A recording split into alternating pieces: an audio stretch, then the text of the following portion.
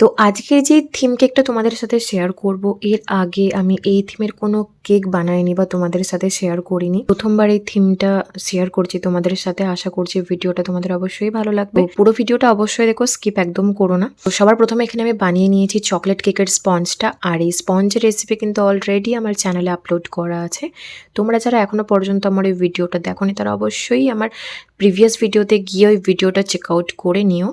তো নেক্সট আমি এখানে স্পঞ্জটাকে সোক করার জন্য নিয়ে নিয়েছি চকলেট গানাচ, আর তার সাথে একটু কফি পাউডারও অ্যাড করেছি। বাট কফি পাউডারটা অনেক কম পরিমাণে ব্যবহার করতে হবে, একটু বেশি ব্যবহার করলে কিন্তু তেতো লাগতে পারে। এছাড়াও তোমরা চাইলে এখানে নর্মাল জল অথবা সুগার সিরাপের সাহায্য কিন্তু এই চকলেট স্পঞ্জটাকে তোমরা সোক করে নিতে পারো। তো চলো তোমাদেরকে বলেই দিই যে আজকের কেকটার থিম ছিল বিটিএস কেকের থিম। তো এই কেকটা আমি যখন অর্ডার পাই, যার বার্থডে তার মা কেকটা আমাকে অর্ডার করেছিল, তো সবার প্রথমে আমাকে জানায় যে বিটিএস থিমের কোনো কেক বানিয়ে দিতে হবে। তখন তো আমি ভাবতে থাকি যে বিটিএস থিমের আবার কি কেক হয়, আমার জানা ছিল না। গুগলটা সার্চ করার পর বুঝতে পারলাম যে হ্যাঁ, এই কেকেরও কোনো থিম হয়। তো তোমরা যারা অনেকদিন আগে থেকে আমার ভিডিওর সাথে যুক্ত আছো তারা জেনেই থাকবে যে আমি যেখানে থাকি সেখানে কিন্তু কোনো র মেটেরিয়ালসের শপ নেই। অনেকটা দূর থেকে আমাকে বাই কুরিয়ার সব জিনিসপত্র আনাতে হয়।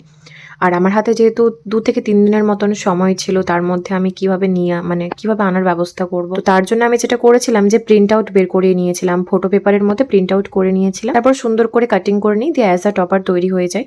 তোমরা যারা আমার মতন যাদের ওখানে র মেটেরিয়ালসের শপ নেই বা অনেকটা দূর থেকে আনাতে হয়, তারা কিন্তু এভাবেও টপারগুলো খুবই কম খরচের মাধ্যমে বানিয়ে নিতে পারো। আর দেখতেও কিন্তু অনেক বেশি সুন্দর লাগে। তো এই কেকটাকে সবার প্রথমে আমি ক্রাম কোটিং করার পর ফ্রিজে আধ ঘন্টার মতন রেখে দিয়েছিলাম। তারপর এখানে ফাইনাল আইসিং করি। আর ফাইনাল আইসিং করার জন্য এখানে পিঙ্ক কালারের ক্রিম ব্যবহার করেছি, আর ওপর থেকে এখানে ভ্যানিলা গ্লেজ ব্যবহার করেছি। তোমরা চাইলে অবশ্যই এখানে নিউট্রাল জেলের সাথে লাইট জেল কালার মিক্স করেও এটা বানিয়ে নিতে পারো। তবে আমার কাছে যেহেতু ভ্যানিলা গ্লেজটা ছিল, কিনে নিয়েছিলাম, কিন্তু কেন কিনেছিলাম সেটা আমার মনে নেই। তবে ভ্যানিলা গ্লেজ কিন্তু ভীষণ ভালো টেস্টের দিক থেকে আর কনসিস্টেন্সির দিক থেকেও। তবে হ্যাঁ, দামটা কিন্তু অনেকটাই বেশি নর্মাল নিউট্রাল জেলের থেকে, আর কোয়ান্টিটিটা অনেকটা কম। যাই হোক, এখানে একটা সিটের সাহায্যে খুব ভালোভাবে পুরো ভ্যানিলা গ্লেজটা চারদিকে আমি স্প্রেড করে নিচ্ছি। তোমরা চাইলে এখানে কিছু কালারও অ্যাড করতে পারো। তবে আমাকে একটা রেফারেন্স পিক পাঠিয়েছিল, তো সেরকমই আমি বানানোর চেষ্টা করেছি কেকটাকে। না হলে হয়তো এখানে হোয়াইট ভ্যানিলা গ্লেজটা আমি রাখতাম না, কিছু না কিছু কালারফুল বানানোরই চেষ্টা করতাম। তো অন্যদিকে এখানে আমি দুটো কালার নিয়ে নিয়েছি, আর নিয়ে নিয়েছি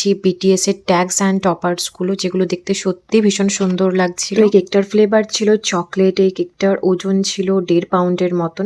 অর্ডারটা পেয়েছিলাম 1 পাউন্ডের, কিন্তু কেকটা প্রায় 1.5 পাউন্ডের মতন হয়ে গিয়েছিল যখন কমপ্লিট করি। আর এই কেকটার প্রাইস নিয়েছি 600 টাকা। তোমরা তোমাদের লোকেশন অনুযায়ী টাকাটা কম অথবা বেশিও নিতে পারো। আর এখানে আমি 2 রকম কালার ব্যবহার করেছি, যেমনটা ওই রেফারেন্স পিকে ছিল। এখানে একটা অ্যাশ কালার ব্যবহার করেছি, আর এই অ্যাশ কালারটা বানানোর জন্য হুইপিং ক্রিমের সাথে আমি ব্ল্যাক জেল কালারটা ব্যবহার করেছিলাম। আর এখানে হুইপিং ক্রিমের সাথে রেড জেল কালার ব্যবহার করার পর এই কালারটা ক্রিয়েট হয়েছে, যেটা এক্স্যাক্ট ওই রেফারেন্স পিকের মতো। তারপর আমি এরকম ভাবে কিছুটা ডিজাইন করে নিয়েছি। তোমরা তোমাদের পছন্দ অনুযায়ী কেকটাকে ডিজাইন করে নিও। তারপর সবার শেষে কিছু স্প্রিঙ্কেল ব্যবহার করেছি, চারদিকে হালকা হালকা করে ছড়িয়ে নিয়েছি। আর যা যা ট্যাগস টপার্স ছিল সেগুলো খুব সুন্দরভাবে চারদিকে লাগিয়ে দিয়েছি।